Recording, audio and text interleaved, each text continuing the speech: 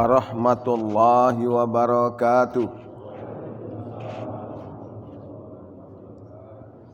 Alhamdulillahi nahmaduhu wa nasta'inuhu wa nastaghfiruh wa na'udzu billahi min syururi anfusina wa min sayyiati a'malina. May yahdihillahu fala mudhillalah wa may yudhlil fala hadiyalah. Assalatu wassalamu ala Rasulillah Sayyidina Muhammadin wa ala alihi wa sahbihi wa mawala, amma ba'du. Bapak-bapak, ibu-ibu, jamaah salat subuh yang saya hormati, puji syukur kita persembahkan kehadirat Allah Subhanahu wa ta'ala, karena dengan karunia nikmat kesehatan dan kesempatan sehingga subuh ini kita dapat melaksanakan salat berjamaah di dalam masjid yang mulia ini. Salawat dan salam kita sampaikan kepada uswatun hasanah kita, yaitu baginda Nabi Muhammad sallallahu alaihi wasallam beserta keluarga dan para sahabat beliau. Mudah-mudahan kita yang sholat subuh dalam masjid ini akan mendapatkan syafaat dari beliau pada hari kiamat nanti. Amin ya rabbal alamin. Bapak-bapak, ibu-ibu yang saya hormati, belasan hari yang lalu kita sudah melaksanakan Idul Fitri. Pada hari raya Idul Fitri kita mengucapkan minal aidin wal faizin.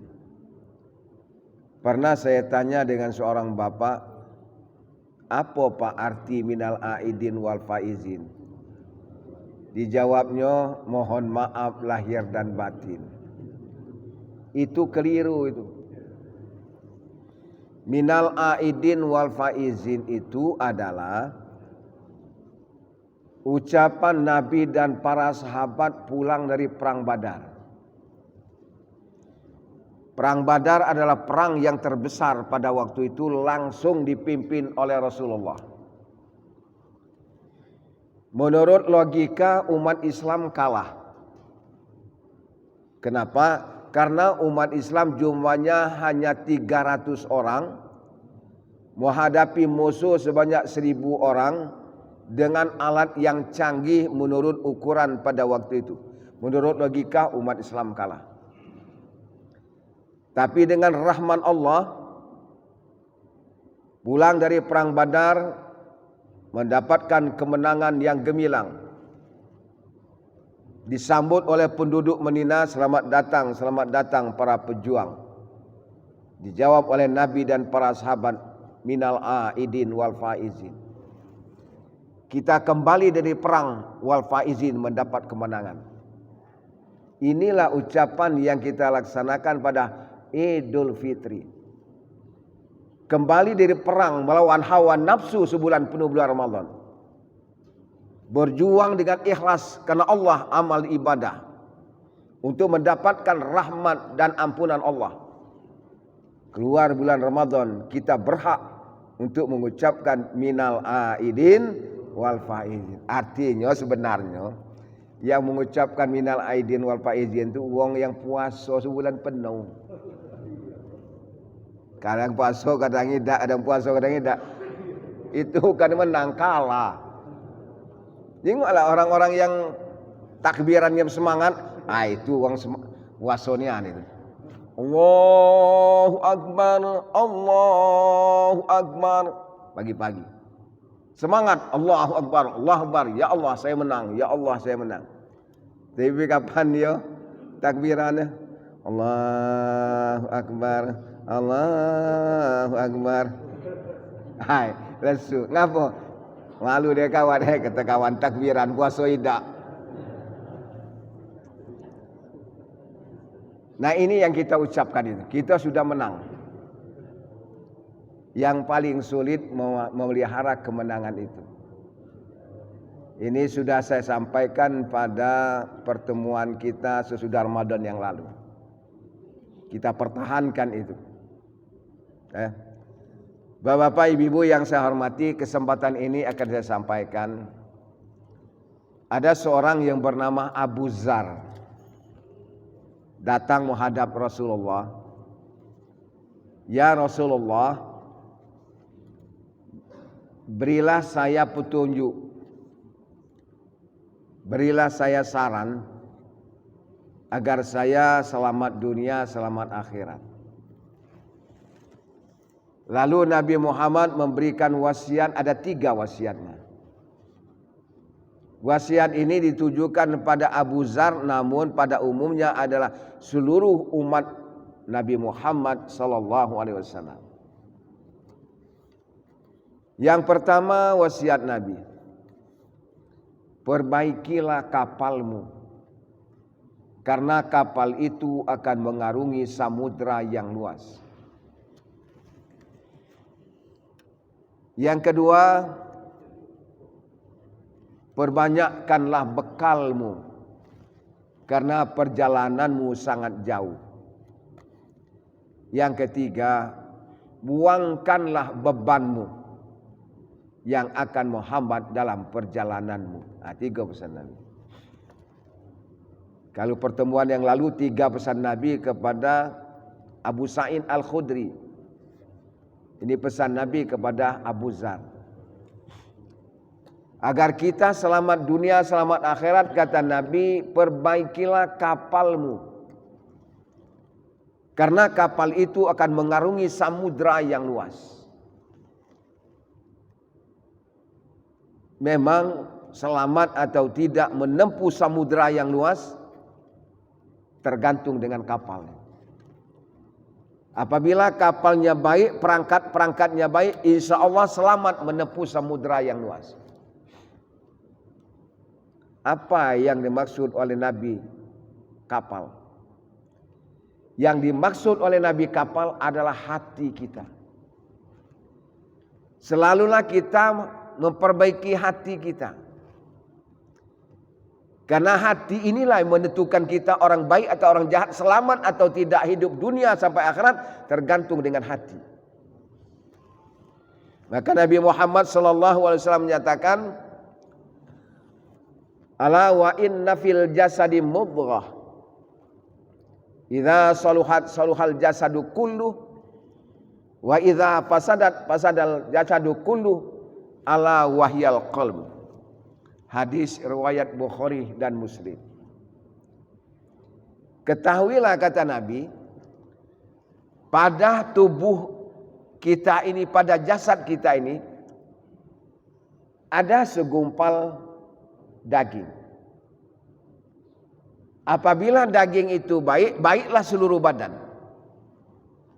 Apabila daging itu jahat, akan jahatlah seluruh badan. Ala wahyal qalb, itulah hati. Dari hati inilah yang menentukan nilai hidup kita ini. Mau selamat atau tidak, hidup di dunia ini, menempuh kehidupan dunia, ditentukan oleh hati.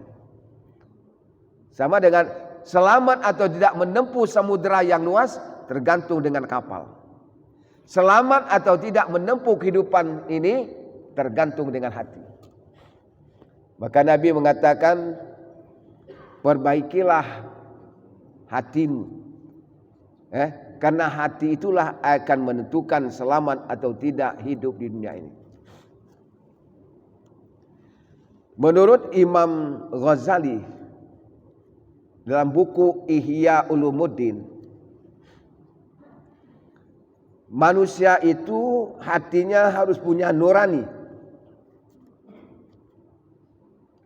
Nurani itu menurut Imam Ghazali singkatan daripada nuron dan nur aini. Singkatan dari nuron, nur aini, nurani. Maksudnya kalau ingin selamat menempuh kehidupan dunia ini, hati kita harus punya nurani. Harus punya nurani. Nurani singkatan dari nur, nuron, nur aini. Nuron cahaya, nur aini cahaya mata. Artinya hati yang bercahaya. Kalau hati kita bercahaya, seperti orang berjalan di tengah siang yang bolong. Oh, ini jalannya. Oh, ini jalan yang baik. Kenapa? Karena punya hati nurani, hati yang bercahaya. Kalau dia punya hati tapi tidak punya nurani, menurut Imam Ghazali, seperti berjalan di tengah malam yang gelap. Tidak bisa membedakan mana jalan yang baik, mana jalan yang buruk.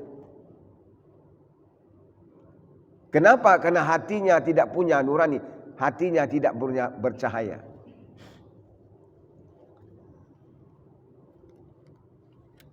Perbuatan orang yang hatinya bercahaya ini, hati punya nurani, seperti orang yang beriman. Kata Nabi, mithlul mu'min, mithlun nahlah. Perumpamaan orang yang beriman itu seperti lebah. Lebah kan? In akalat thayyibah. Jika lebah itu makan yang baik-baik. Wa in wada'at thayyibah. Kalau lebah itu mengeluarkan sesuatu dari badannya, mengeluarkan yang baik-baik. Wa in waqa'an ala udin syajarin lam tuksirhu. Jika lebah itu hinggap di satu dahan, walaupun dahan itu sudah rapuh, sedikit pun dahan itu tidak akan rusak. Itulah lebah. Itulah orang beriman. Seperti lebah. Maksudnya, orang yang beriman itu adalah orang yang bermanfaat di dalam masyarakat. Tidak mendatangkan mudarat. Lebah kalau dia makan, mencari sari-sari kembang yang bagus. Artinya dia makan makanan yang baik-baik. Dia milih makanannya. Kalau dia mengeluarkan sesuatu dari badannya, mengeluarkan yang baik-baik. Itulah madu. Madu sangat bermanfaat bagi manusia. Artinya orang yang beriman itu betul-betul bermanfaat di dalam masyarakat. Ada ilmu, ilmunya bermanfaat. Ada harta, hartanya bermanfaat. Tidak mendatangkan mudarat. Sesuai dengan ajaran Islam. Kalau lebah itu hinggap di satu dahan, walaupun dahan itu sudah rapuh, sedikit pun dahan itu tidak rusak. Jengoklah madu itu. Lebah. Kalau dihinggap di kayu yang rapuh, begitu dia terbang, sedikit pun tidak rusak. Itulah orang beriman. Mithlun nahlah. Kata Nabi, orang beriman itu seperti lebah. Nah, kalau seorang itu punya hati tidak punya nurani, maka orang itu, ini kata Allah, seperti binatang. Saya ulang lagi. Orang yang hatinya tidak punya nurani, artinya tidak punya cahaya, orang itu seperti binatang. Apa Pak Zakaria dasarnya? Surah Al-A'raf ayat 179.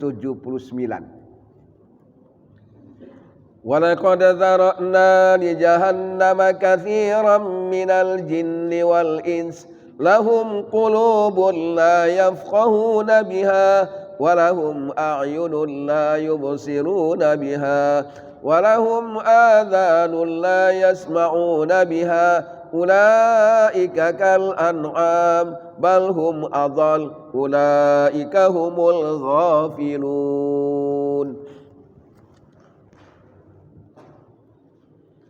Demi sesungguhnya kata Allah,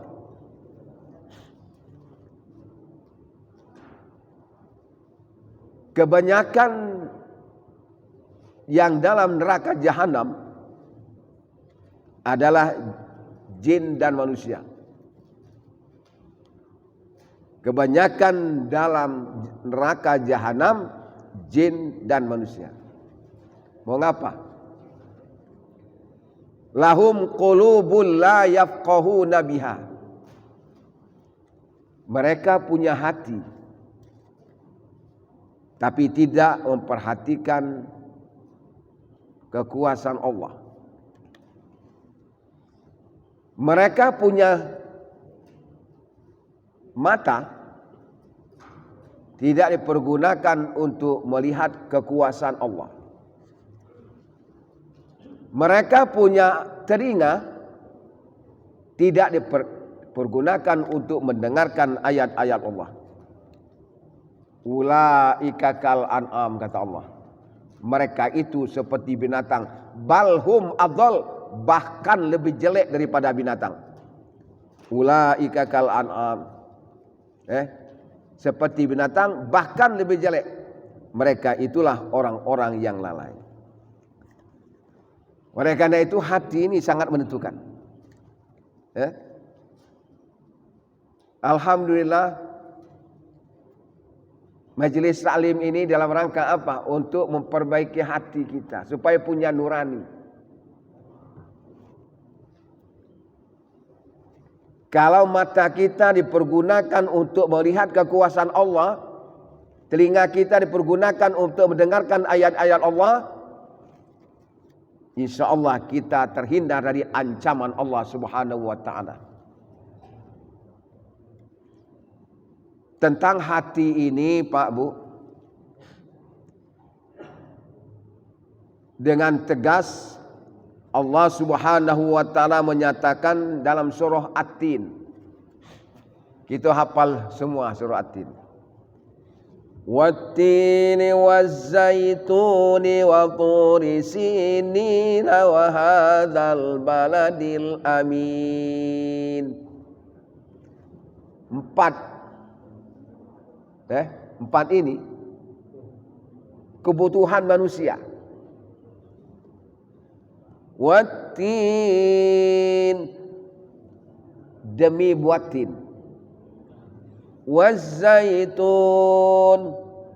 demi buah zaitun kata Allah. Wa turi sinin, demi tursina. Wa hadzal baladil amin, demi negeri yang aman. Empat macam ini kebutuhan hidup manusia. Tetap membutuhkan empat. Kalau ingin selamat, empat ini. Yang pertama watin, demi buatin, makanan. Wazaitun, banyak jual zaitun. Minyak zaitun di Palembang. Makanan, bisa jadi obat, bisa jadi kosmetik, zaitun. Waturi sinin, demi tursina, tempat Nabi Musa menerima wahyu Allah. Wa hadzal baladil amin, demi negeri yang aman, Makkatul Mukarramah. Ada makanan, ada petunjuk, ada tempat. Insya Allah orang itu bahagia. Watin, demi buatin. Kalau bapak-bapak, ibu-ibu haji, umrah, di samping bawa oleh-oleh buah kurma, ada buatin. Buatin itu sebesar jempol jari. Buatin. Kalau kita makan buatin, rasanya sangat enak. Apanya yang enak? secara keseluruhan buatin itu. Begitu kita gigit, rasanya enak. Apanya yang enak? Seluruhnya itu enak.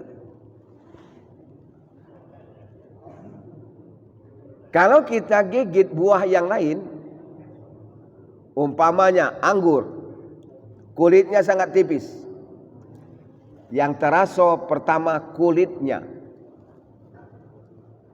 Begitu kita gigit, yang terasa kulitnya. Termasuk buah-buah yang lain, jeruk. Begitu kita gigit, yang terasa kulitnya, baru isinya. Tetapi buatin, begitu kita gigit, rasanya enak. Bagaimana rasa kulitnya? Kita tidak tahu. Karena kulitnya sudah dipengaruhi oleh isi tin, buatin. Kita tidak tahu rasa kulitnya, karena kulitnya sudah dipengaruhi oleh isinya. Yang terasa secara keseluruhan. Tidak bisa membedakan mana rasa kulitnya, mana rasa isinya. Itu buatin. Artinya apa? Manusia itu baik atau tidak, dihormati orang atau tidak, disegani orang atau tidak, ditentukan dengan hati. Hati.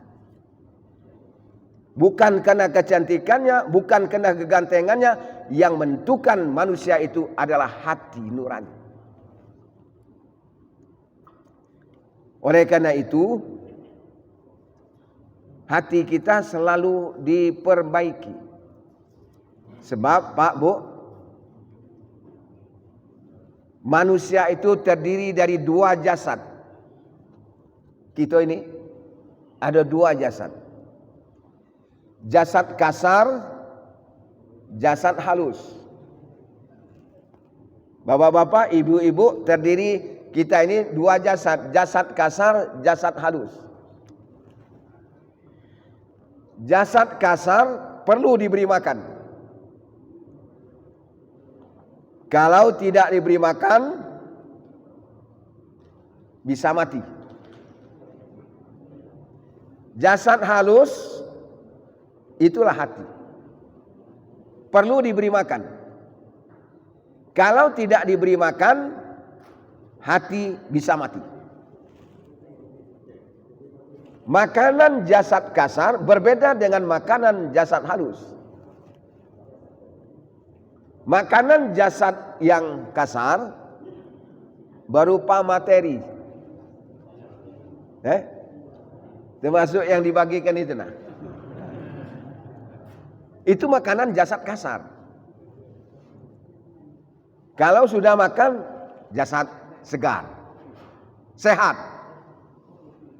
Tapi kalau tidak diberi makan, bisa mati. Sama dengan jasad halus. Jasad halus ini perlu diberi makan.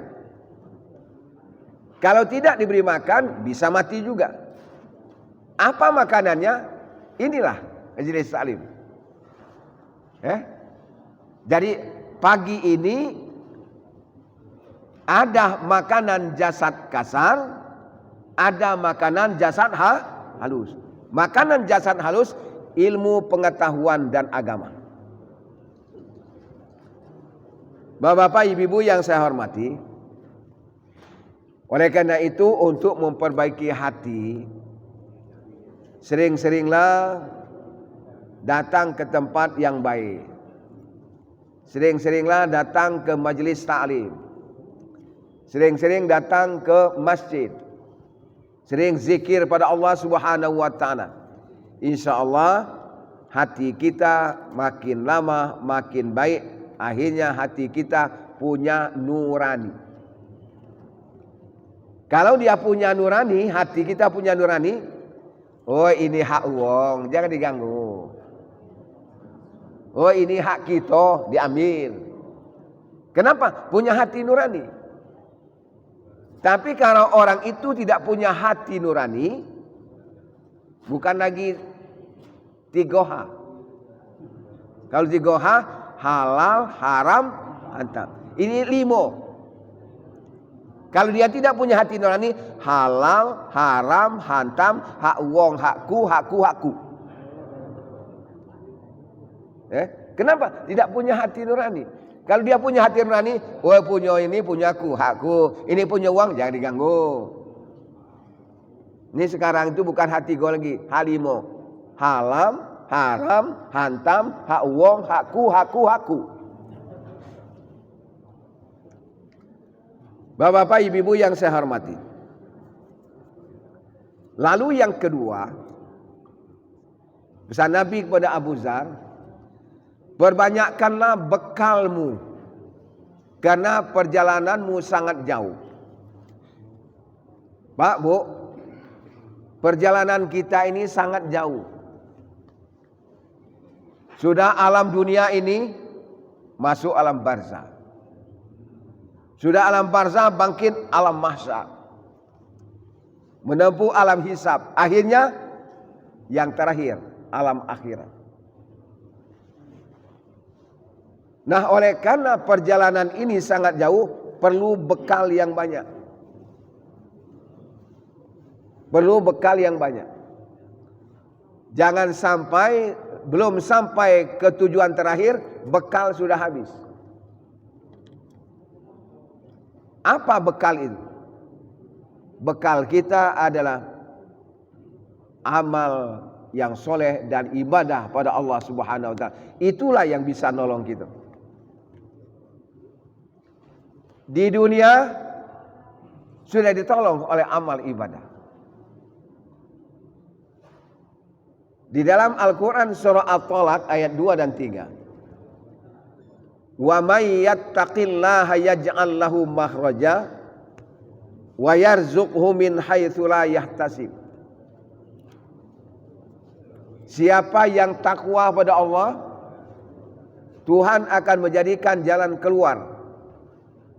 Dan Tuhan akan memberikan rezeki yang tak terduga-duga. Kenapa? Karena dia orang takwa. Untuk menjadi orang yang takwa harus beramal soleh dan ibadah pada Allah Subhanahu wa Ta'ala. Satu contoh. Pernah terjadi di zaman dahulu. Pernah saya sampaikan atau belum? Wallahu a'lam. Ada 3 orang dalam perjalanan perdagangan. Dalam perjalanan, ketiga orang tersebut, Pak Bu, kehabisan air minum. Keliling-keliling mencari air minum di tengah padang pasir, tidak ketemu. Lalu ketiganya bertemu dengan gua. Masuklah ke dalam gua itu, dikiranya ada air. Ternyata tidak ada air. Oleh karena badannya sudah lesu, haus, lapar, ketiga orang tersebut, Pak Bu, istirahatlah di dalam gua. Nah, sedang istirahat di dalam gua, tanah longsor dari atas. Di muara gua tertutup oleh batu yang besar. Ketiganya tidak bisa keluar.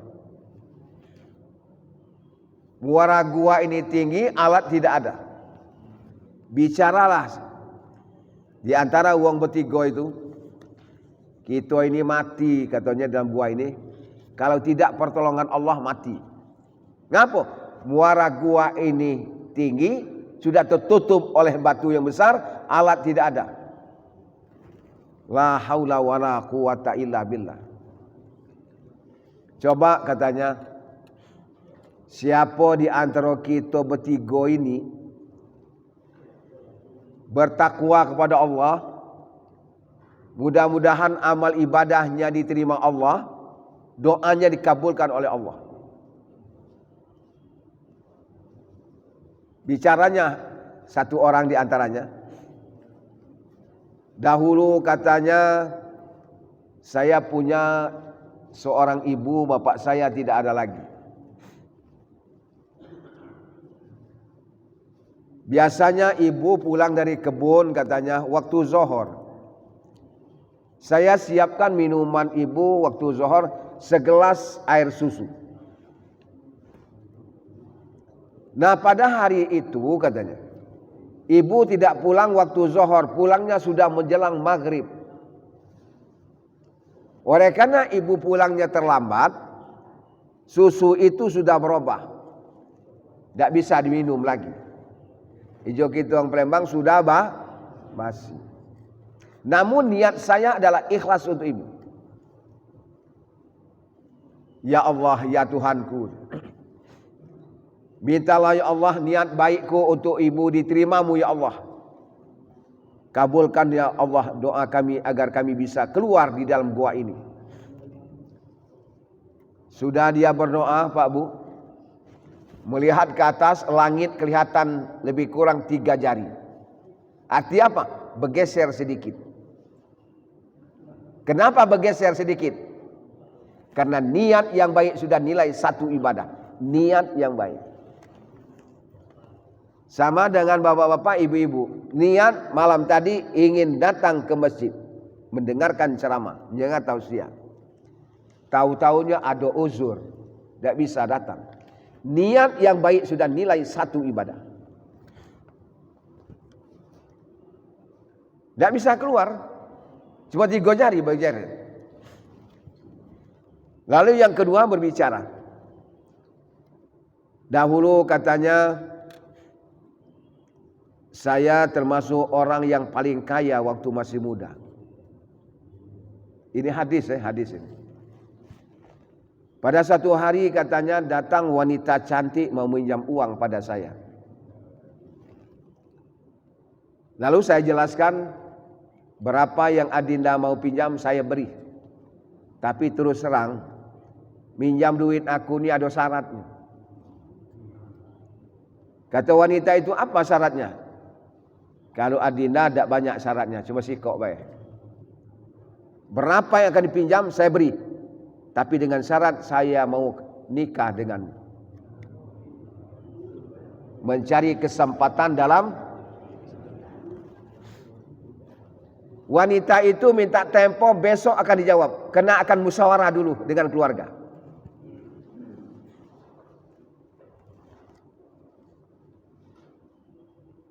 Pada malam itu katanya, saya didatangi oleh seorang syekh, seorang kiai.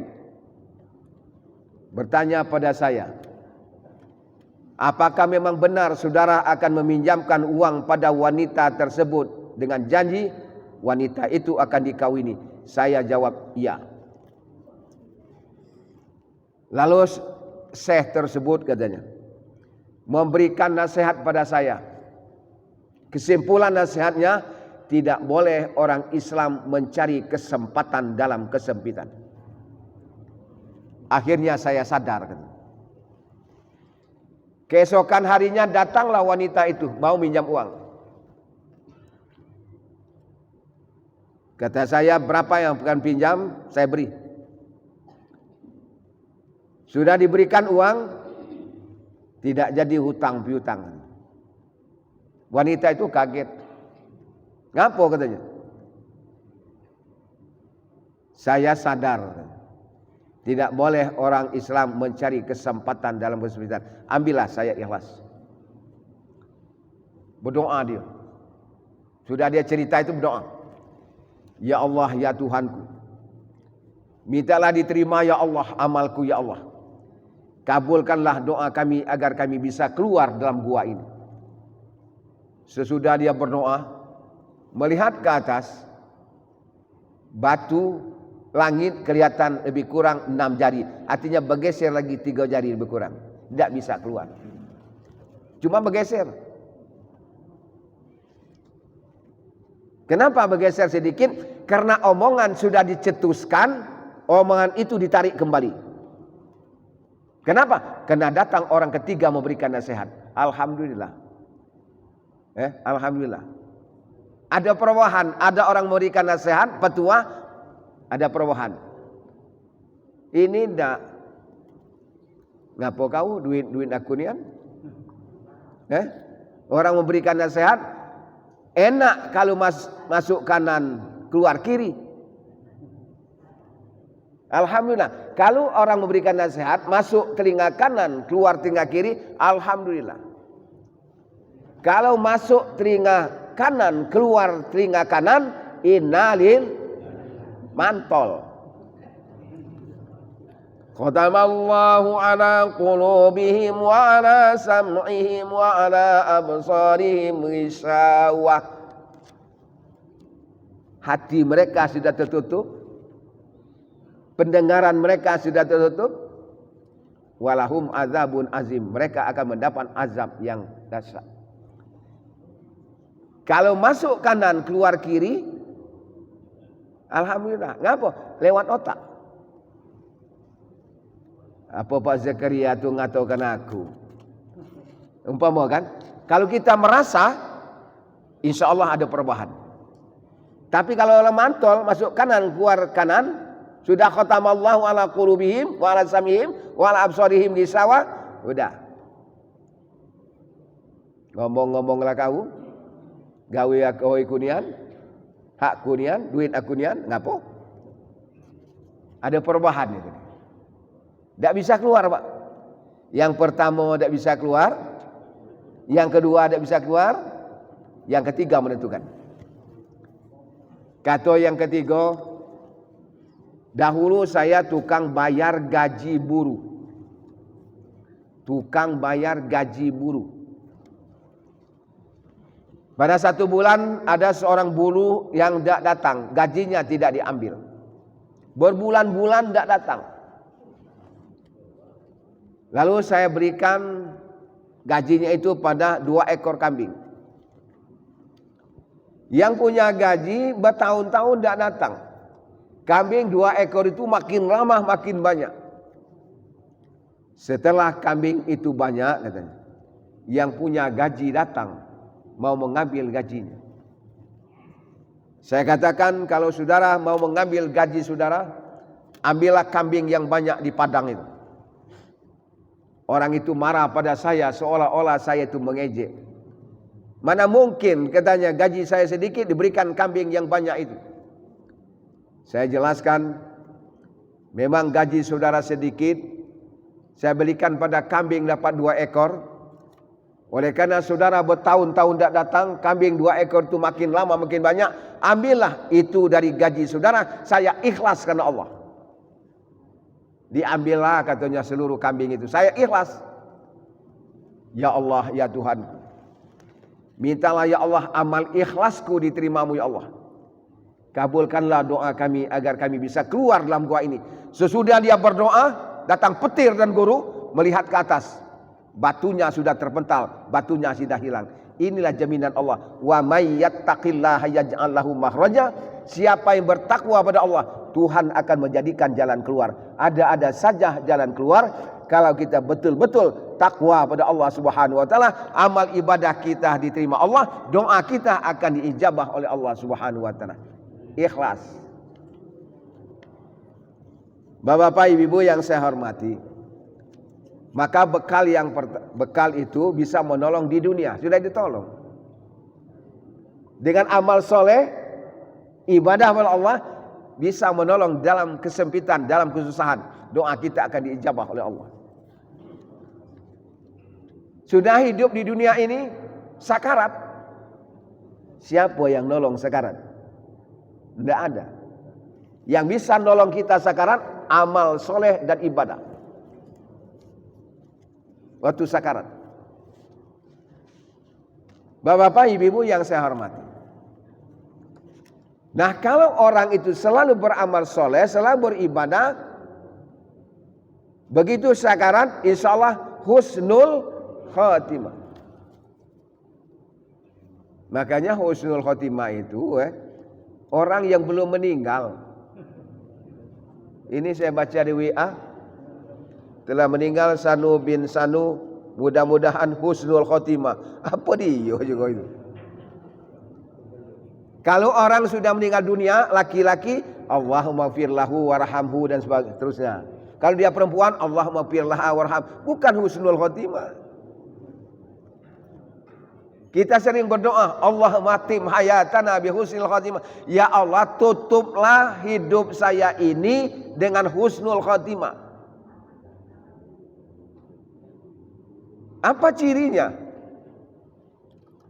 Mudah mengucapkan kalimat tauhid, la ilaha illallah. Belum dituntun, Dia lah ucap la ilaha illallah. Allah. Itu ciri-ciri. Sebab ada yang tidak bisa mengucapkan itu. Kenapa? Selama hidup beramal soleh, tidak ibadah, tidak gawe jabalan baik, sulit mengucapkan itu.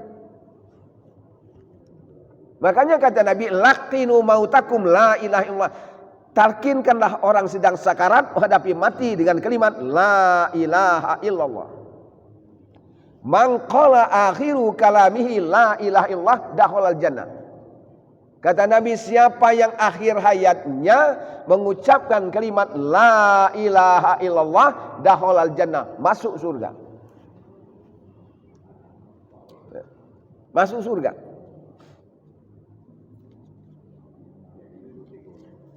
Ada yang tidak bisa. Kapan mengucap? 12. Ngucap la ilaha illallah 12.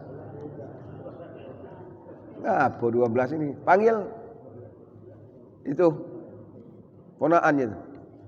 Mang, ngucap mang la ilaha illallah 12. Apa nih 12? Coba panggil bibi istrinya.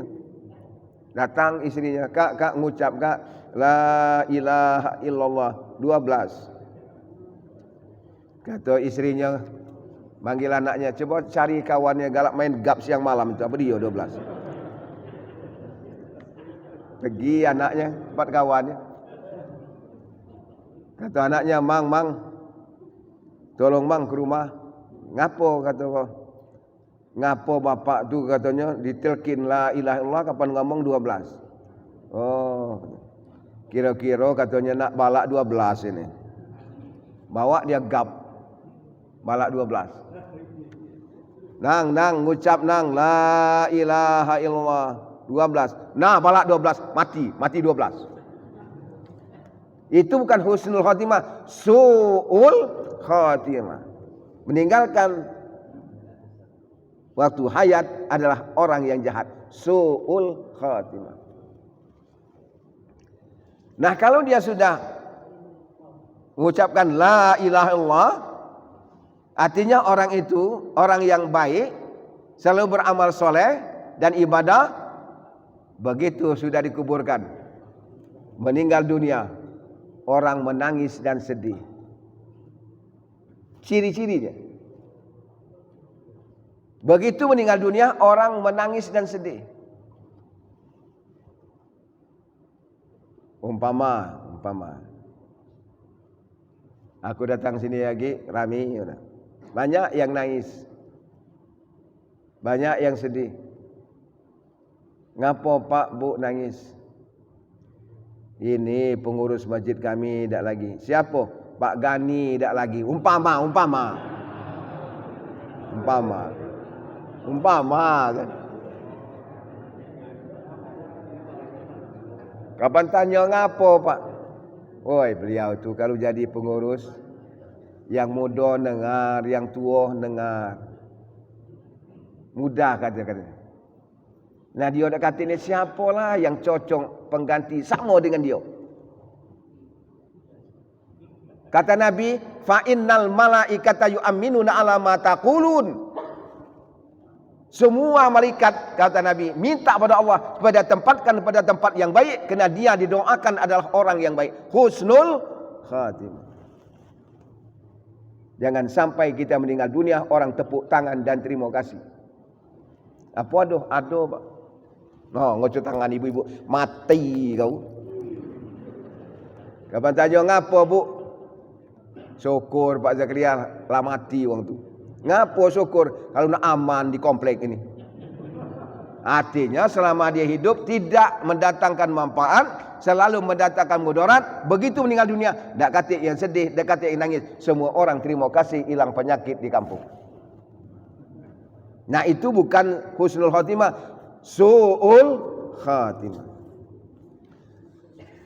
Bapak-bapak, ibu-ibu yang saya hormati. Jadi yang kedua, perbanyakkanlah bekalmu, kerana perjalananmu sangat jauh. Bapak-bapak, ibu-ibu yang saya hormati, Jam sudah menunjukkan jam 6. Ya. Jadi saya kira sampai di sini. Yang kedua belum selesai kita bahas. Yang pertama, perbaikilah kapalmu.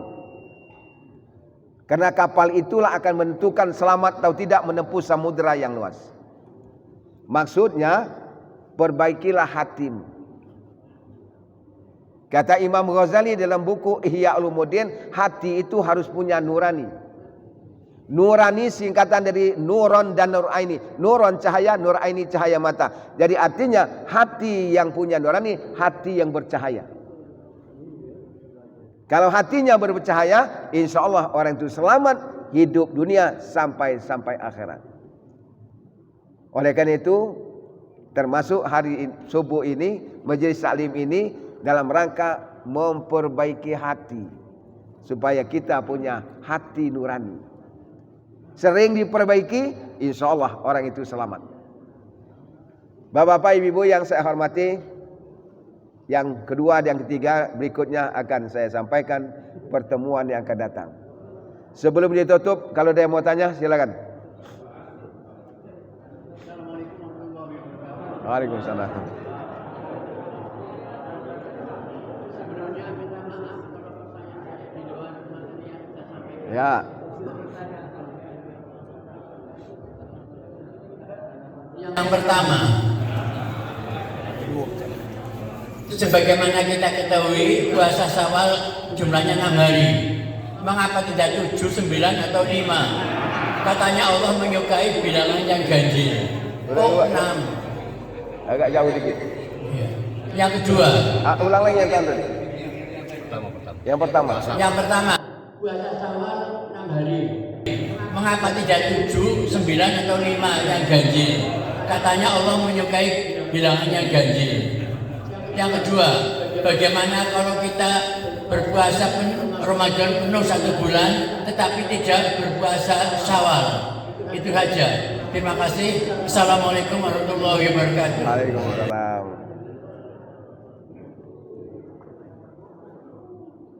Baik. Sebenarnya 2 pertanyaan itu langsung 1 jawaban. Puasa Ramadan berbeda dengan puasa Syawal. Puasa Ramadan 1 bulan.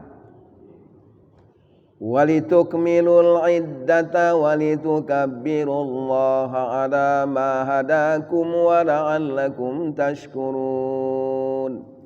Walitukmilul iddah. Cukupkanlah puasa dalam bulan itu. Berapa lama? Sebulan.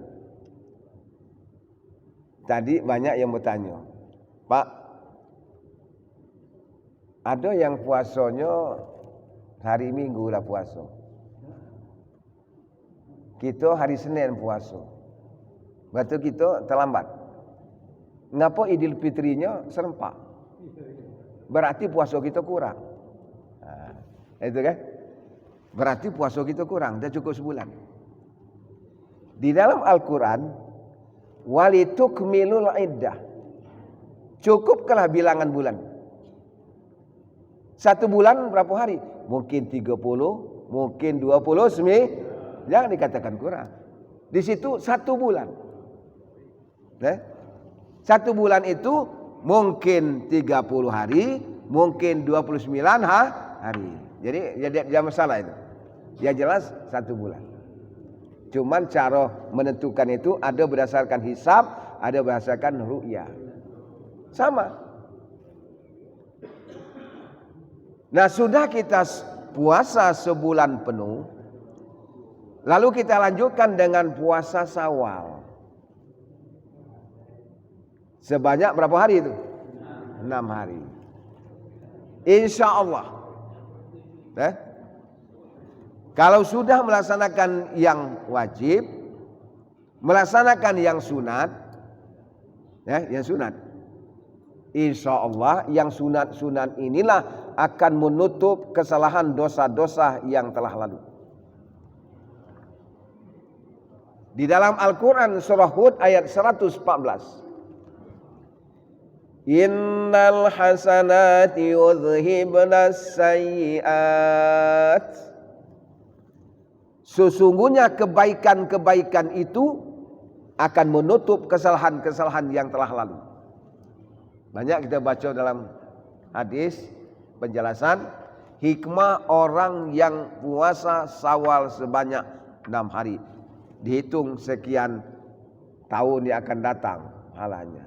Cuma jangan dihitung, artinya pahalanya sangat banyak. Sangat banyak kan?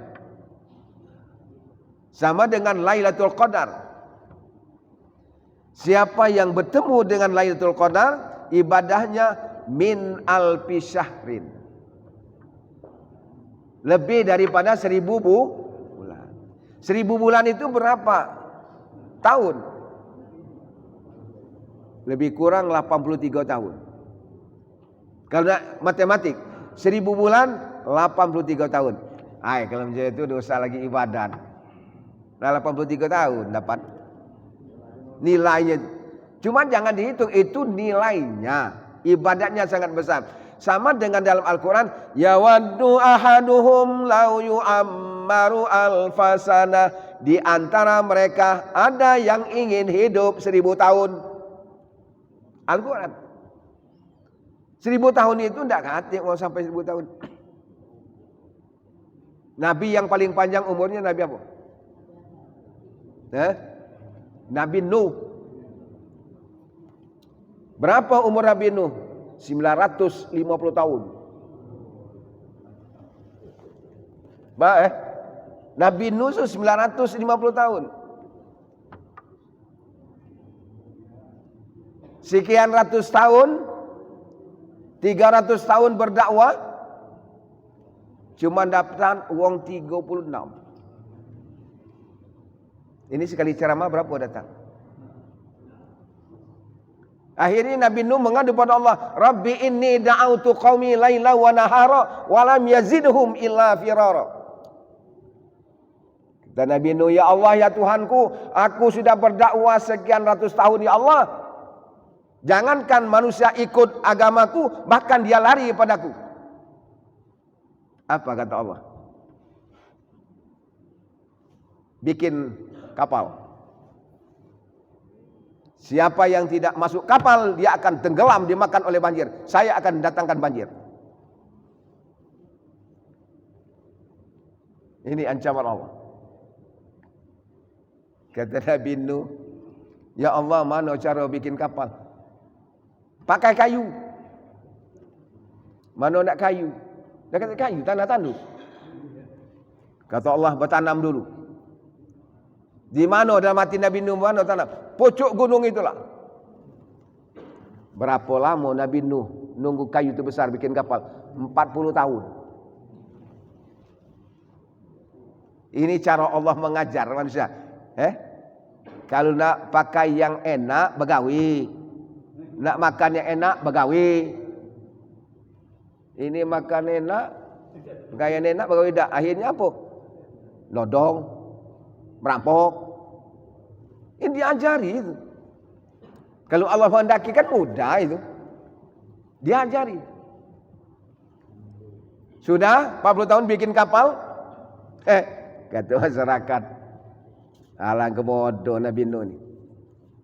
Kalau Tuhan nak datang ke banjir, tak usah naik kapal. Naik gunung yang tinggi itu nak. Tak mungkin banjir sampai puncak gunung yang tinggi. Diam Nabi Nuh. Sudah kapal dibikin. Saking orang benci pada Nabi Nuh. Siapa yang mising dalam kapal Nabi Nuh. Sehingga kapal Nabi Nuh itu penuh oleh kotoran. Dibuangkan oleh manusia. Pada suatu hari ada yang sakit kaki, encong. Nak mising dalam kapal Nabi Nuh. Berjalan oleng, plung, nyebur dalam kapal Nabi Nuh. Berlumuran kotoran. Kapan dia keluar dari kapal Nabi Nuh, sembuh sakit. Kata masyarakat, di mana kau berobat? Nyebur dalam kapal Nabi Nuh. Nggak tahu itu menyembuhkan penyakit. Yang sakit nyebur situ semua. Sambil balik, sambil pulang, ngambil semer sewang kotoran itu. Yang sakit ngambil seember, yang tidak sakit ngambil juga kotoran. Persiapan kalau sakit. Ini cara Allah menjamin Nabi itu. Kapan Nabi Nuh turun, lah bersih. Tidak kati lagi kotoran. Sebab yang terakhir tidak kati lagi kotoran, dikerok, banyu-banyunya jadilah. Kata Nabi Nuh, siapa yang taat pada saya masuk kapal, Tuhan akan datang ke banjir. Lah masuk 36. Diceknya kan anaknya tidak masuk. Ya bunaya irkam ma'ana, hei anakku, kata Nabi Nuh, masuklah kapal bersama kami. Apa kata anaknya? Saya tidak akan masuk kapal. Saya akan naik gunung yang tinggi. Tak mungkin banjir sampai puncak gunung yang tinggi. Apa yang terjadi? Banjir bandang datang, gunung-gunung tenggelam, termasuk anaknya sendiri tenggelam.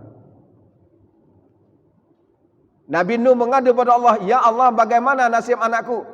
Kata Allah, ya Nuh, innahu laisa min ahlik. Hai Nuh, anakmu bukan keluargamu lagi. Kenapa? Karena dia bangkang terhadap engkau. Jadi kalau kita punya anak ada yang bangkang, lah diajak baik masih tidak baik, jangan putus asa. Memang kita termasuk keturunan Nabi Nuh. Tapi kalau dia tidak baik, tidak pernah kita ngajarnya agama, tidak pernah ngajaknya berbuat baik, siapa yang kena? Bapaknya kena, anaknya kena. Anaknya kena, bapaknya kena. Tapi kalau kita berbuat baik masih macam itulah, nah risikonya dia sendiri. Oleh karena itu Pak, puasa sunat memang sangat dianjurkan, terutama puasa Syawal ini. Hari ini tanggal 12 Syawal, dianjurkan untuk menutup Ramadan itu dengan puasa Syawal karena pahalanya sangat besar. Itu Pak. Ada yang lain? Pas. Baik. Kalau sudah pas, mari kita tutup dengan memanjatkan doa kehadiran Allah Subhanahu wa taala. A'udzu billahi minasyaitonir rajim. Bismillahirrahmanirrahim. Alhamdulillahirabbil alamin. Wassalatu wassalamu ala asyrafil anbiya'i wal mursalin wa ala alihi wa sahbihi ajma'in. Allahumma ja'al jam'ana hadza jam'an marhuma wa tafarruqana min ba'dihi tafarruqan ma'suma. Allahumma inna nas'aluka ilman nafi'a wa amalan maqbula wa rizqan halalan wasi'an mubaraka.